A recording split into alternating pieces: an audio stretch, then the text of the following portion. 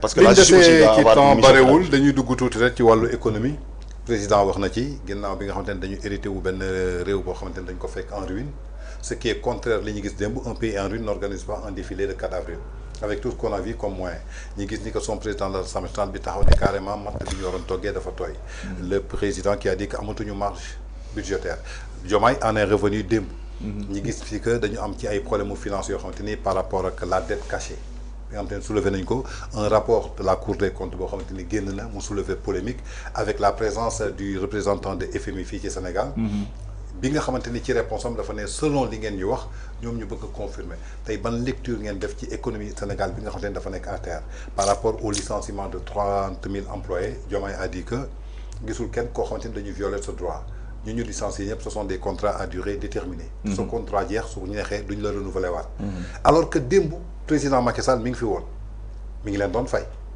bourse familiale yi ni ngi ko doon fay lépp loo xamante ni ñu ngi ko doon fay qu'est-ce qui a poussé que tey jii ñoom après un an mënatuñu fay ba ñuy licencier ay nit. Bref, pour dire vraiment les choses telles quelles. Ouais. Parce que on va faire de l'analyse après mais au mois de septembre 2024. Ouais. Le premier ministre def na conférence de presse. Le 26. bu mu defee conférence de presse ne le pays en ruine lu mu fi gis y a des falsifications. des finances des chiffres. Je pense que foofu sax tudd nañ fa l'ancien ministre des finances Moustapha Ba Moustapha maa ngi jaale sa famille au passage parce que quelqu'un koo xam ni j'ai beaucoup géré dem dikk mais avec son savoir-faire à lui. Il faut le dire.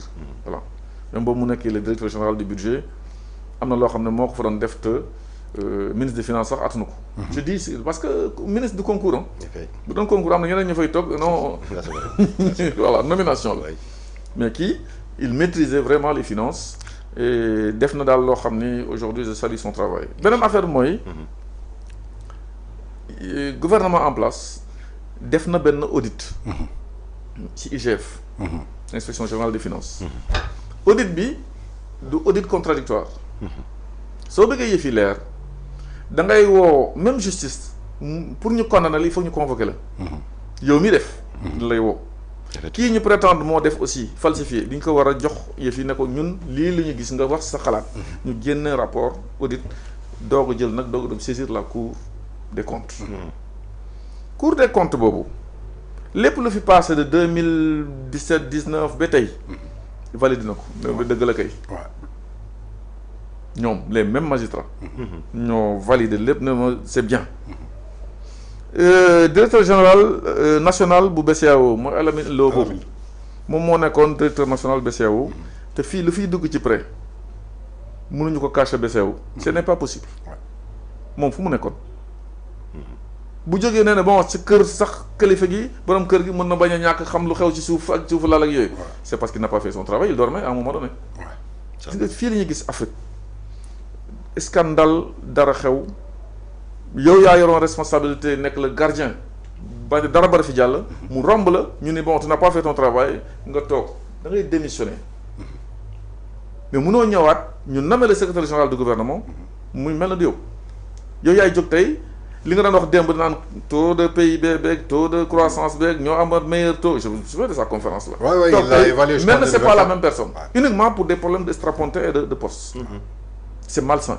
te kuñ fi téye pour cette histoire de falsification présumée parce que man présomption d'innocence dama ko gëm. présumée moom mënul rëcc moom mii. Alamine.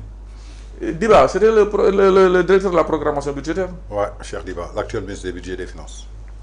ñoom mënuñ ñëw tey nee na non nañuy def ñële jàpp ñële ñu bàyyi ñi. Ils étaient tous dedans. man su ma nekkoon seen place je vous dis je rends le tablier di xaar ñu convoqué ma rendre ma wax li ma ci xam. Ensuite rapport yi fi mës a nekk yëpp c'est des rapports signés. Parce que dafa solennel attention ce qui se passe ça concerne l'État du affaire rapport pour Dakar Dem Dikk. Société Port yu demee noonu non. C'est les finances du pays. C'est le top management quoi. La conférence des présidents de chambre ñoo war a rendre cette décision là man j'ai parlé à un magistrat. bu fa liggéey. Mais pourquoi c'est un individu moo ko signé. Piste de forme. Prétendument rapport bu officiel bi au président de la République. Wala bi ñu jox public bi nag. bu nar a gën a indi coow. moo indi coow c'est pas signé. C'est piste de forme. te bu fekkee ni Ayib Daffé nu mu ko waxee yow xam nga ne une décision de justice non signée n'a pas de valeur. Effectivement. Cour des comptes c'est une décision c'est de la justice. C'est une décision à caractère financier. signé wuñ ko le magistrat le député Ayib Daffé dit c'est la copie de l'original. ban machine photocopieuse moo mën a tëb fu signature. ak cachet bi. xanaa ñoom seen ñoom. c'est de n'importe quoi. donc ça crée un débat sur ça. ensuite boo demee ci contenu bi. contenu bi rapport bi. da ngay gis ay contradictions wala ay choses yoo xam ne qui ne sont pas claires. ñëw nañ nee nañ dañoo jël alalu suufu état bi jaay ko SOGEPA. SOGEPA waaw. SOGEPA c'est pas comme Dakar Dem Dikk Dakar Dem Dikk est détenu par l'État à 85% 86%. mu am ay privé yu fa nekk. bii c'est à 100% la état bi moo ko moom à 100%. jaay amu fa. dërëm bi génnul gaal gi disait Abdoulaye Tine mon confrère à Jakaarlo. waaw Abdoulaye Tine c'est le PCA. Oui. donc il a contredit li rapport bi wax contredire lu fi mu bokk. lu fi ñu ko nommé lu ñu wax. donc nu ñuy wax sénégalais yi dëgg. c'est vrai que l'État à un moment donné dafa plafonné ay endettement am. oui dépasse na 70% du PIB. mais maa ngi am suuf bu ma mën a def caution mais mënu ma ko utiliser. ma passe numéro 10 bi.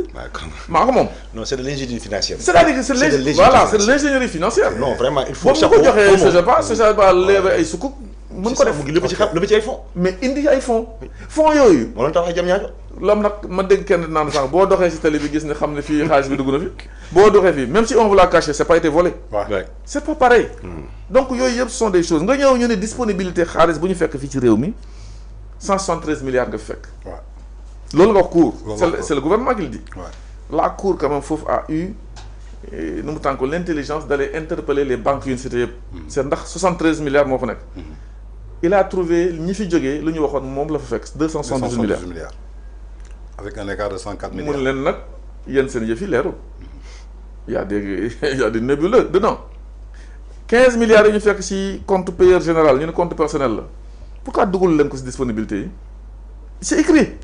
le payeur général. ñu ne pourquoi les dépôts à terme dugal leen ko ci disponibilité yi ñu ne dañ ko xaw a fàtte rek FMI ñëw nee na lii moom selon vous lii moom leerul. du ma valider du ma ne c'est ok. loo wax ma ne ko yéen a ko wax man ñun nag FMI daañu dellu fi ñu jógee def suñu rapport boobu jox ko suñu conseil d'administration. su ngeen leeralee. naka ngeen ñu waxee lii. ak naka ngeen ko gisee yéen ñu doog commencer waxtaan. pas joxe. waxtaan ci FMI bi nga xam ne da nga ne woon soxla woo ko boo falu. loolu moo tax ma le populisme baaxul. gis nga jinax bu bëggee mucc day bari kàmb. buñ la tëjee fii. nga fële mais amoo carnet d'adresse. tey avion présidentiel bi ngi ni cloué au Sénégal la diplomatie est clouée avec qualité bu mu am. di cloué dafa mel dañu embargo du kérosène moo ñu manqué on a du pétrole on a du gaz même faire du kérosène mais tey le pays est ankylosé ndax lan suffisance mën naa def naa li léegi nag le problème il est là yëpp métti na sàpp la def moo tax Korité bi yoon moom dama gis dara lu extraordinaire par rapport à ce qui s'est passé dans le pays lu des mooy waxtaan comme ngi woote dialogue le président de la République ñu seet aussi ñi nga xam ni ils sont capables de sortir le Sénégal de ce pétrin ñu seet pas de problème d'accord mais il y a un problème sur le rapport et loolu tamit waroon na ñàkk man sama waroon na ñàkk lu ñu ne pan rek mu jeex mais nga ñu def ci loo xam ne c'est des contradictions yu dul jeex ça amène les gens aussi gis nga tey ñi fi nekkoon ils ont saisi le FMI bi FMI ne leen dinaa leen recevoir bu leen recevoir wax leen benn virgule rek boo xam ne sur certaines te déjà il y a trop de virgules dans le même rapport je me demande pourquoi les magistrats n'ont pas signé ce rapport et puis pourquoi on a changé d'auditeur en pleine enquête entre septembre 2024 boobu ak ñuy di commencer audit bi l'auditeur a changé lu ku njëkk un des conseillers a été nommé directeur non après voilà donc yooyu yëpp c'est des débats yoo xam ni ça amène quand même à se poser des questions sachant que j'ai pas les preuves de ce que je veux dire mais je me tax lu ma xam